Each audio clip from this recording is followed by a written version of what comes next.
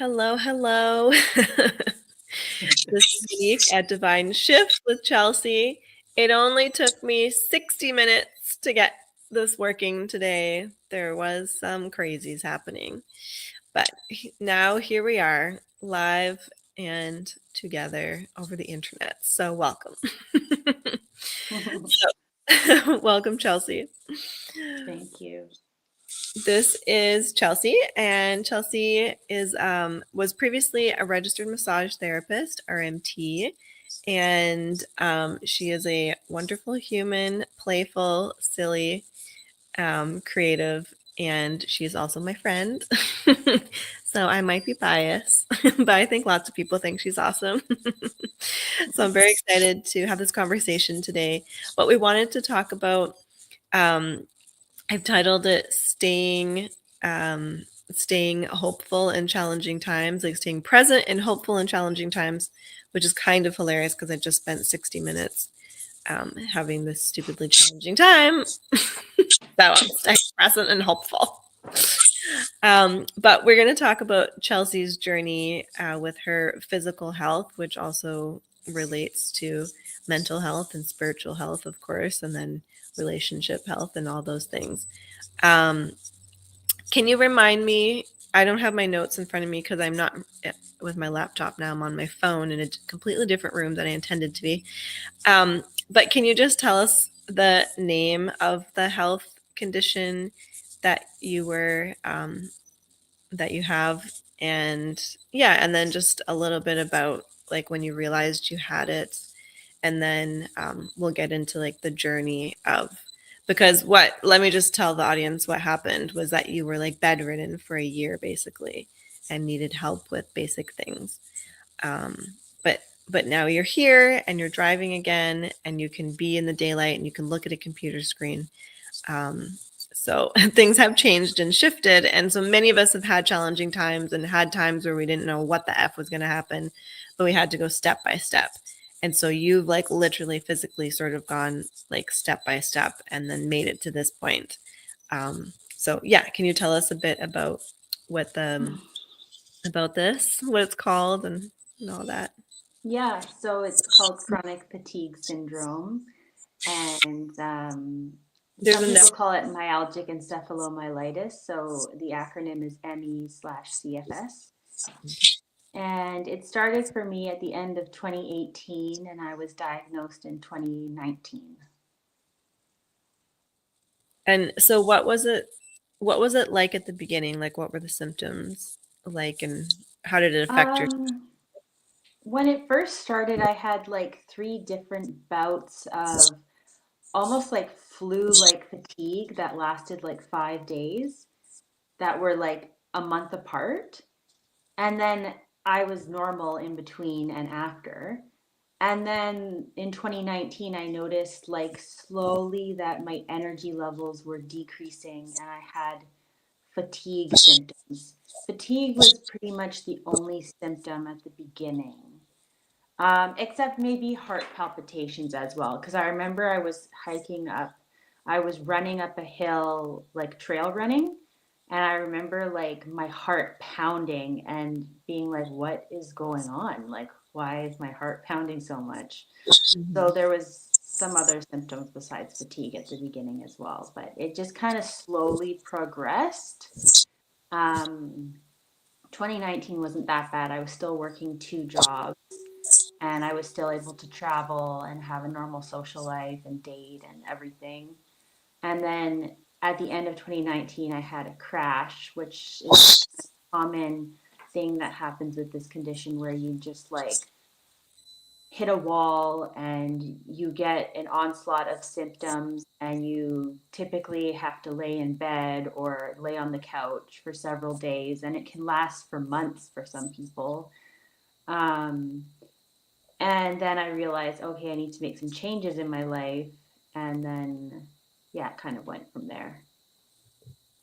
So as your friend at the time, because we've been friends for about 7 years, maybe a tiny bit more, um, it was difficult to watch because you'd be like, we'd be out dancing, we'd have dinner, friends over, go for a walk, do playful creative time. and then like the next week you might just be like not able to do anything and having to like cancel work shifts.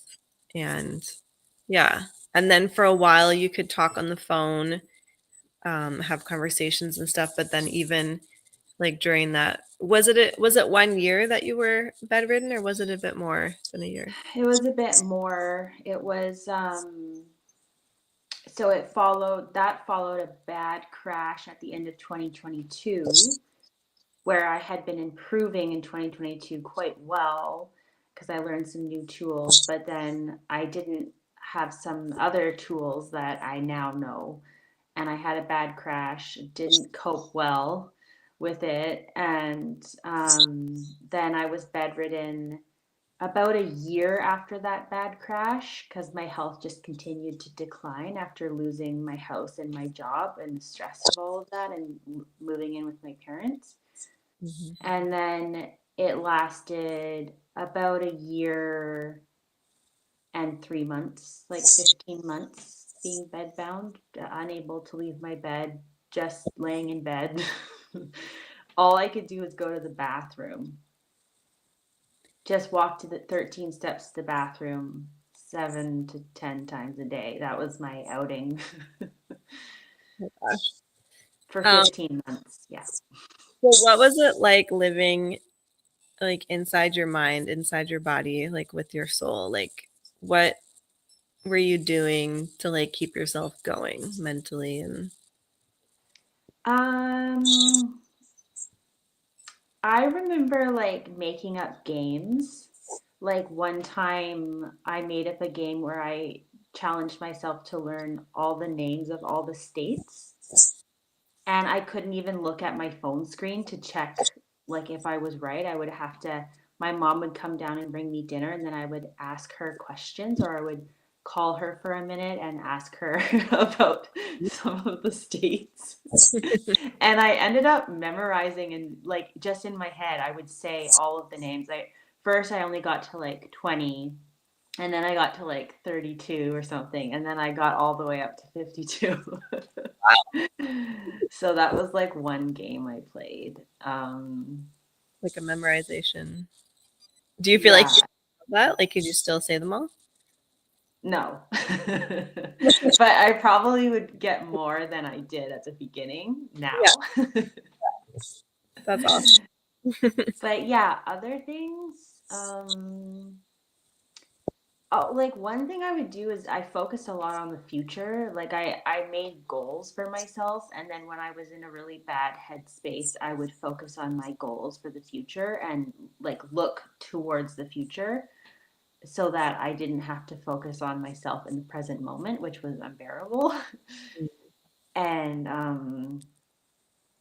yeah, I would just like focus on the future. But there was a lot of time in that period of 15 months where I was so unwell that I was engrossed with my symptoms. Like I was engrossed inside a state of pain and suffering. And my experience was like, okay, just get through this, like breathe through this. Like sometimes like shooting nerve sensations in my spine or just like severe fatigue or other really weird symptoms I can't even remember because it's just a weird thing to experience. Yeah. Um, so there was a lot of periods of suffering and just getting through the difficulty of the moment by breathing, I guess, or just like I don't know. I was in my head a lot. Like I really like a lot of the time disconnected from my body and just was in a fantasy world, just thinking about whatever was on my mind. Yeah, like just trying to get through the moment. I like what Yeah. you're saying about like looking towards the future. Um, that like because sometimes if we're in a certain situation, we can just think, oh, it's always going to be like this, it's never going to change, and we can just spiral in that. But then when we just, I can think of things in the past where I go, well, I was in a difficult situation or I was in physical pain and then it changed and I'm not now. So if something's difficult now, I know that it can change in the future too, because I've seen evidence of that in the past. So like this Yeah. reminds ourselves things change. Yeah, exactly. Like I had improved in the past, so I knew I could do it again. So, like, for example, there was one period of time, probably at my worst, when I wasn't even able to lay. For about a 6-month period, I had to lay in the fetal position. I couldn't even lay on my back Yeah. because laying on my back caused my heart rate to increase. And, like, in a bad way, like, in a way that was not good or, like, sustainable. Mhm. And I had to slowly train myself to be able to just lay on my back, never mind sit up longer, you know? Like my starting point was just trying to lay on my back from fetal position. So Wow. I started with finding the amount of time that I could lay on my back without um crashing pretty much, and that was like 8 seconds. So I found, okay, 8 seconds, that's what I'm working with. So I would do 8 seconds like a couple times a day, every day. And then after like a few days, I would increase a little bit. So I'd go to 10 seconds. And then I went to 12 seconds, then 15, and then 18, and then 22, and then 26, 32. So that's where my mind was. It was like, okay. And I would think, like, okay, in a month, I'll be at like 3 minutes. That's going to be amazing. And then I was like, oh, and then at 4 months, like I'll be at like half an hour or more. And then I was like, okay, I can do this. And I don't know. I just willed myself. But I was like a total like warrior, like hero, like total like amazing person to get through something like that. And I also had a lot of support from my mom. She kept me going. Like when I would start crying, she'd be like, "Nope, you're not doing that. Nope, you're not doing that." And uh I had reasons to cry, but she wouldn't let me go into those negative places. She would take me out of them just by being very practical. Like she was very practical with me. Like, you're going to get through this. Like, this is not how you're going to live your life. Like, this is just a small little blip you're going through. It's going to change. Like, she just kept me level headed when I wanted to spiral, downward spiral. Right. Mhm. Yeah.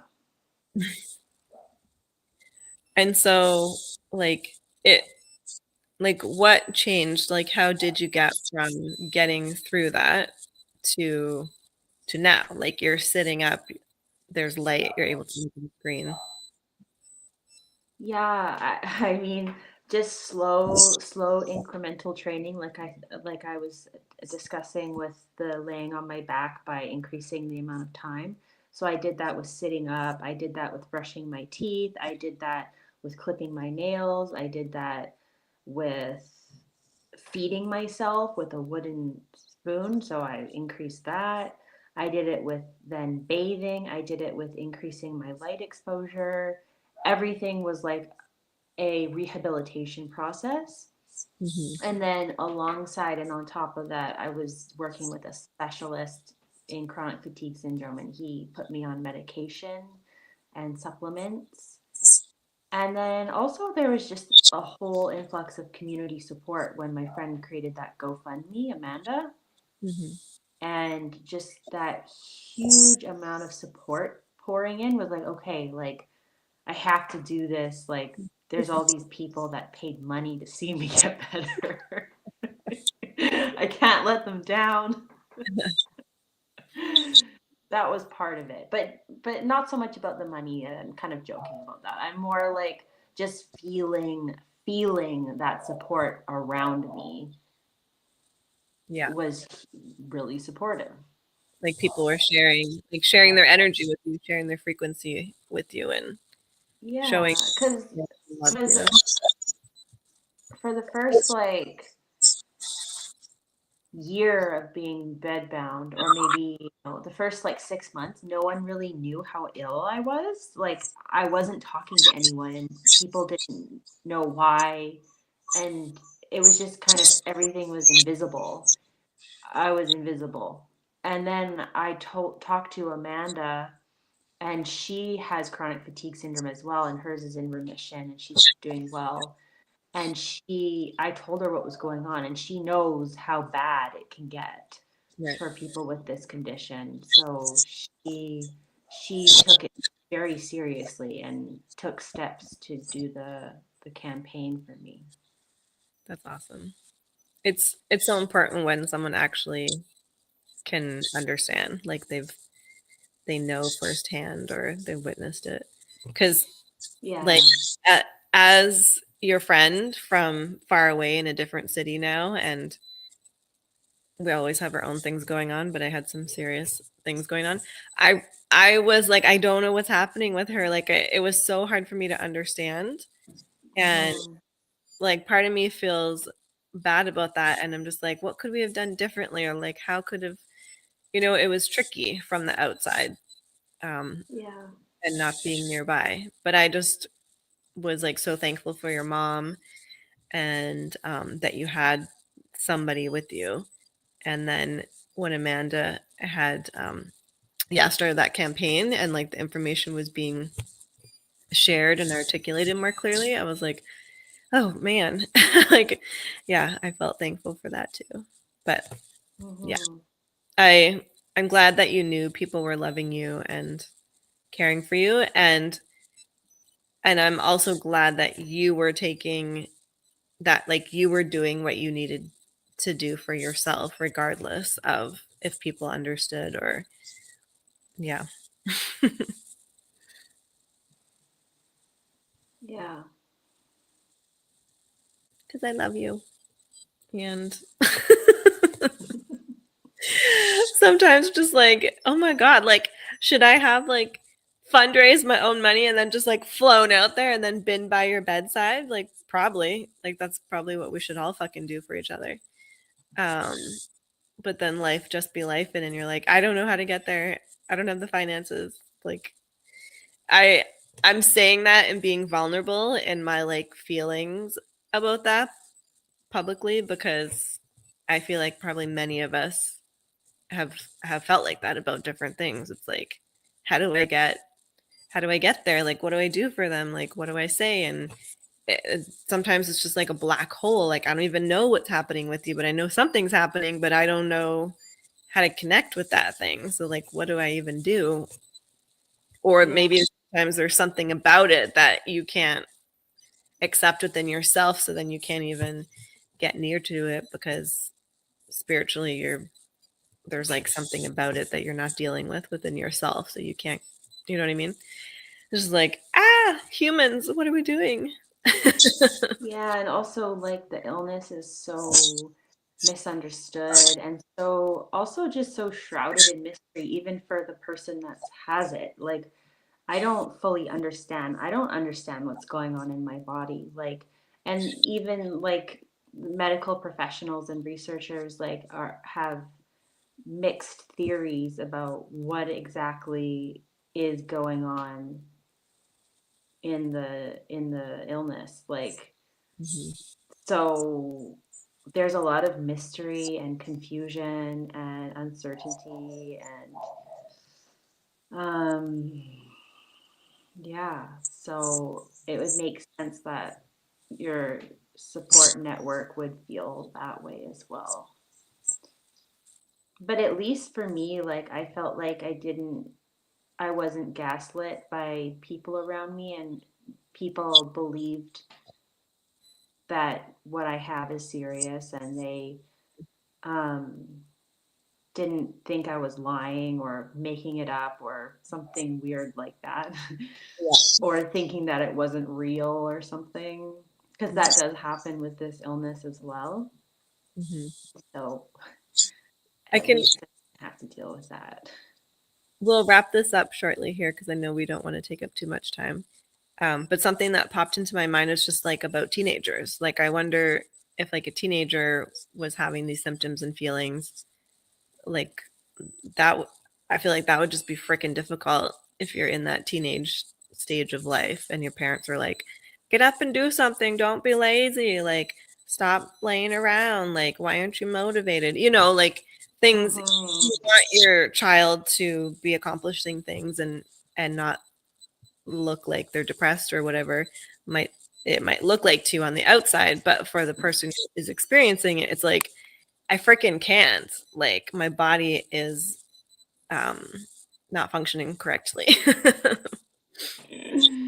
Yeah, it would be horrible to have it during youth times or childhood or even like early 20s or any time of life. But yeah, those times particularly when you're really establishing yourself as a person and your brain is still growing and all that would be horrible. Yeah, and that sort of like gaslighting, not sure if I believe you kind of thing. I've had bad menstrual cramps almost every single month since I was like 16 years old. Um, Mm-hmm. and I'm 41 now. And I've had different jobs where I was like accused that I was trying to get out of work, or I just didn't want to come to work that day, or that I'm making too much of it. And I'm just like, in the beginning, like when I was younger, I was sort of defending or just like, oh, I'm going to say more things so they don't think I'm lying. And I felt bad. And then I reached a point and I was like, what the fuck? Like, fuck you. I know what I'm feeling. I would like to work. I would like to make money. I would like to come and do the thing that I've chosen to do with my time. Um, and I physically can't. So whether you want to believe me or not is your problem, and when Mm-hmm. that like energy kind of um, changes and you believe yourself, you're like, I don't need you to believe me because I believe myself. I know that I'm not lying. I know that I'm not faking. Um, Mm-hmm. it's a very helpful moment. Mm-hmm. Yeah. Do you have any other questions for me? I just want to say, like, I'm so impressed with that, like, incremental step by step, making a goal in like 10 seconds, 12 seconds. Um, and I wonder, how would you say, like, other than like physical pain, people could, is there a way that like this can pertain to everyone in general, like with challenging things in their life? Like, Hmm. Um, well, setting goals is really powerful, and believing that you can achieve them and making slow baby steps towards them it can have such a snowball effect to create real change in your life, even when it feels like you're starting from zero or minus 100. And that's really powerful, like making those small changes forward. mhm. Um, And then it seems like at one point you leapt forward. It was like small, small, small, and then boom. yeah, there was periods of time where there was like leaps forward as well. Yeah, but there was periods of time where there was moving backwards for points. Like I had a crash like 3 months ago, and I'm still like I'm not as good as I was 3 months before the crash in Mhm. October. So that's disappointing, obviously, but I've been improving still. So it's kind of like it's not linear, unfortunately, as much as we want it to be. It's up and down, and that's just how life is as well. Life is not linear, and yeah, I think like right now I'm working on my goals are increasing my walking and my social capacity. So it's, last year at this time, January, I was working on brushing one molar, like eating, being able to feed myself, like with like 10 spoonfuls each hand. And I think at that point I was mostly able to lay on my back, or at least for much longer than 10 seconds. And I was working on sitting up longer. So, and I was laying in the dark all day Yeah. in my dark room, and I wasn't talking to anyone except for my mom. I wasn't even on my phone. I couldn't use my phone at all, except to call my mom and tell her to come bring me food. My poor mom. um, Magnificent mom. yeah. So just, even with the crash, it's like, wow, I've come so far from where I was even a year ago. Yeah. And that's spectacular. And I'm so grateful that I can do so many more things, like drive to Kelowna, go to the beach, go to cafes, talk on the phone, Hmm. meet new people here and there, go to appointments, make my own food. I think like so I've talked a lot about gratitude, and you saying that, it's just like, how many things are we taking for granted in a day that Mm-hmm. we're able to do that somebody else physically can't do, or they're in a different country and they can't do. um Yeah. and so, yeah, just like enjoying our lives, being grateful for what is, and still grateful for what is to come. I, I think by being grateful in the present doesn't mean that we can just get stuck in this moment as well. We can still be hopeful Mm-hmm. for more and still Yeah. be grateful for what is right now too. Mm-hmm. Yeah, totally. All right. Well, I love you so much. I'm going to let you go because I know that the time before went longer as well. And you look great. Thank you for having a conversation with me. Yeah, it was great. And if you're up for it, maybe we can do art time online sometime or something. That would be fun. Okay. All right. Love you so much. I'm going to end this live and then we can just say goodbye off camera. Okay. Bye, everyone. Yeah. Thanks for listening.